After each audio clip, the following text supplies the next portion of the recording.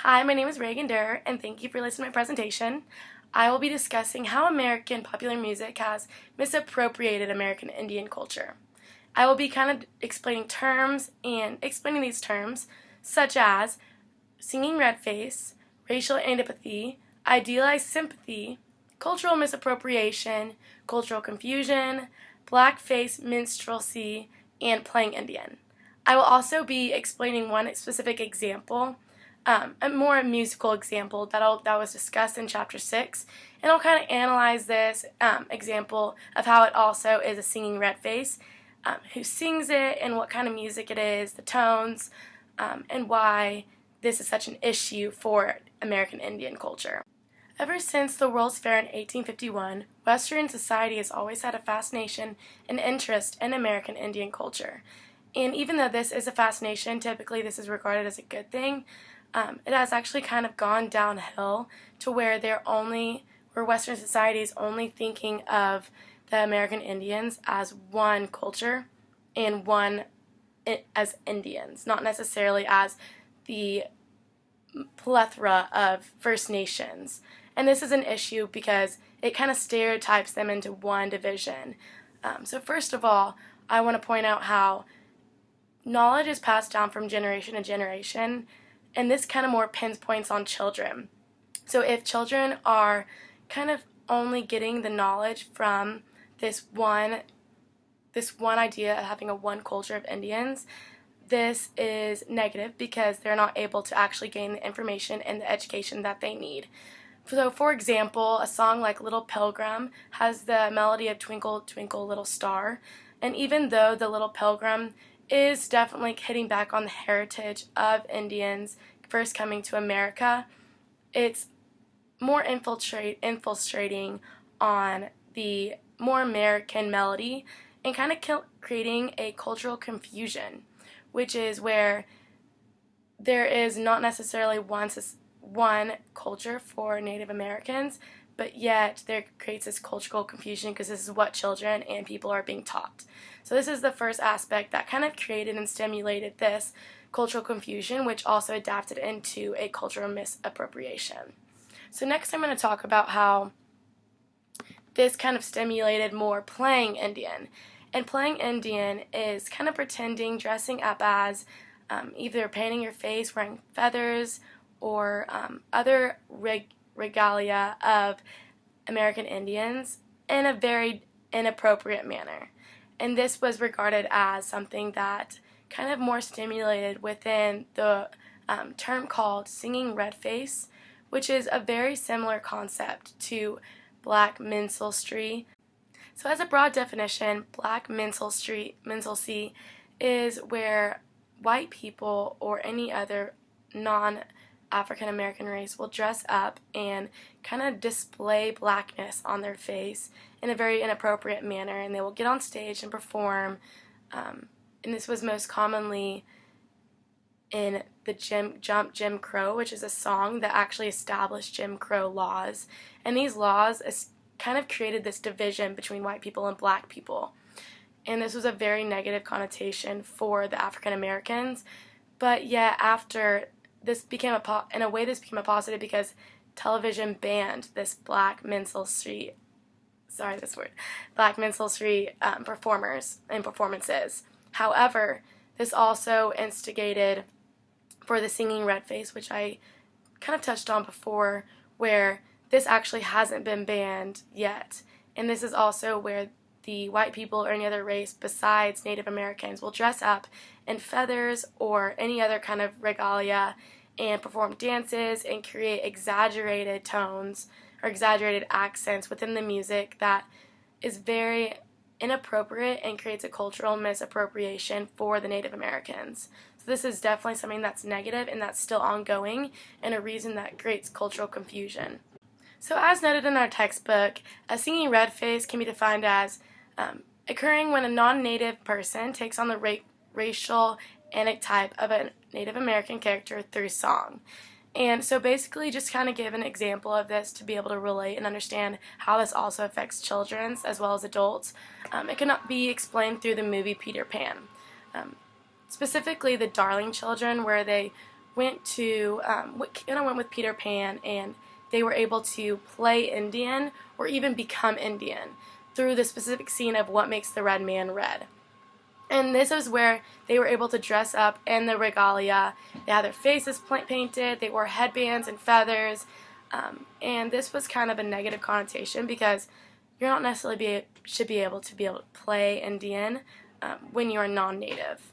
And so also they had in this scene, they mocked Indian languages, and in particular the chief great big little panther. He was the one who had the sign languages, but the movie actually didn't have authentic Native American sign languages. They were kind of more made up, and when they were translated, it was very offensive for American Indians. So this was definitely how the movie is negative for children to be able to watch and understand what a true Native American culture is. I have mentioned cultural misappropriation a few times, so just in order to give a basic definition, I would say that it's the intentional theft of tangible or intangible cultural commodities by an outsider with the intent to be used for economic gain or to intentionally create a stereotype. More importantly, either for the African Americans through the displaying the blackness or through the singing red face and dressing up as a Native American.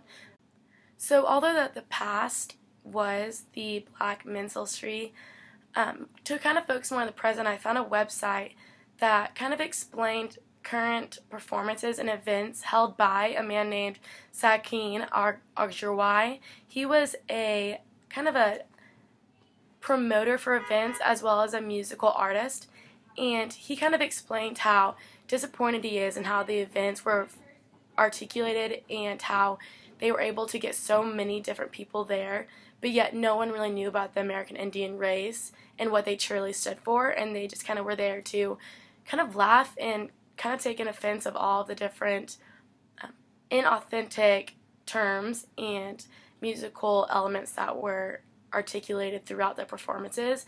And in particular, I kind of quoted him by saying, "No one race has had their culture as horrendously disregarded and disrespected as the 500 plus First Nations of North America." And I kind of took that to heart because someone who is from the Cherokee Nation and also in the musical industry who kind of combines traditional and modern music knows best, and they understand how horrific and how horrendous everything is happening right now for the Native American culture. And so that was kind of showing something that I found on a website more in the present. So this is also continued in an example of racial antipathy, which is kind of more an opposition or as far as hatred for any other race, but in particular the Native American race. So this is something that playing Indian through singing Redface kind of evades the mind of non-natives, kind of numbs them to what is really happening and what should really be known through education of this Native American race.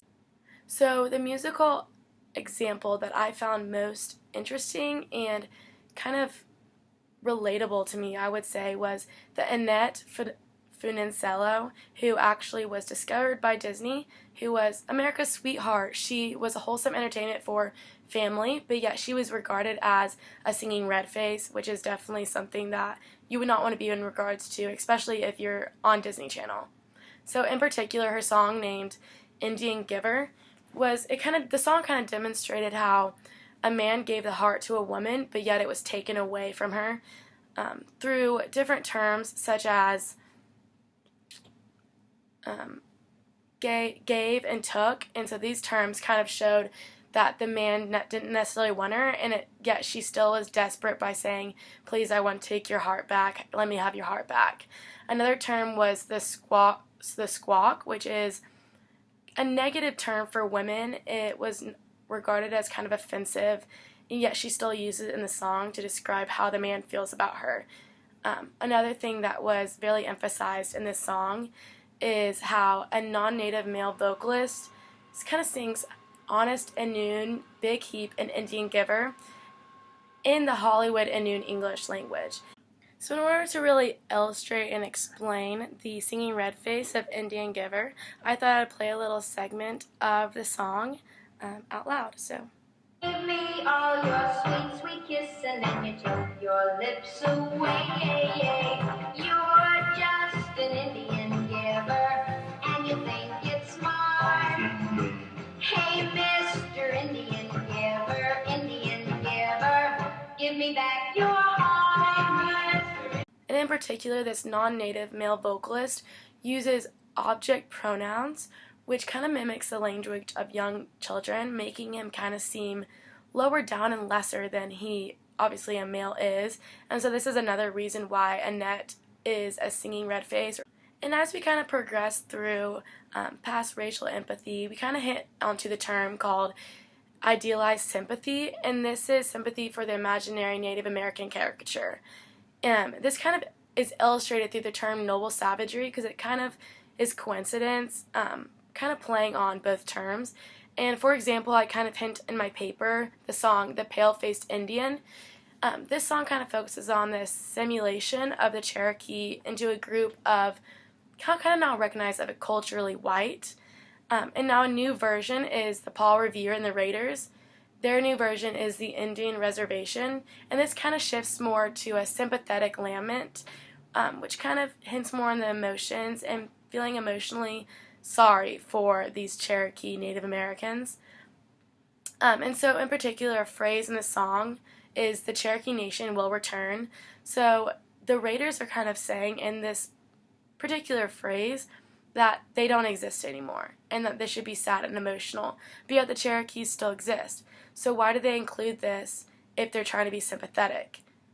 That doesn't make sense. So really what I gained from the readings and kind of from analyzing this song is that even if they were unintentionally trying to be kind of be racially kinder and not as culturally misappropriation, their version kind of still came with the racial structure through their new additional musical elements and vocal terms. So in summary, I would say what I really gained from learning about cultural misappropriation for the Native American culture through the popular music of the American culture, basically throughout history, America has kind of become numb to what really is a Native American person and how there are 500 plus First Nations, and they should not just be regarded as one identity. So they don't even realize the inauthenticity that they're kind of vocalizing, and they're playing through this singing red face and just through just kind of being an American culture and including the Native Americans. So just kind of to further this, the singing red face kind of singles them out through being uncivilized and regarding them as drunken Indians, even just Indians as a single term, also as savages, or even the noble savagery, as we learned from idealized sympathy, how this can also still be regarded as a negative term. So also from the website that I found, I kind of gained a few questions that I think really hits home and what educators and Americans need to consider when they culturally misappropriate this Native American culture. So the questions in particular are we as Americans so disconnected from our own culture that we opt to appropriate the few instances of real culture we come across instead of speaking up and developing our own culture? Do we have an obligation to create a culture of acceptance over mockery and delight and despair? I thought those really kind of summed up what we need to learn and how we need to grow as an American culture from this reading and from kind of learning about cultural misappropriation and singing red face, and how black minstrelsy has already disappeared, and how singing red face as the time goes on needs to also disappear and diminish. So in conclusion, I learned a lot from these readings, from your thesis, from the book, and also from the website about contemporary events, and I hope I was able to articulate everything, all the terms, and everything that I learned thus far in Chapter 6. And I hope you appreciate and thank you for listening to my presentation.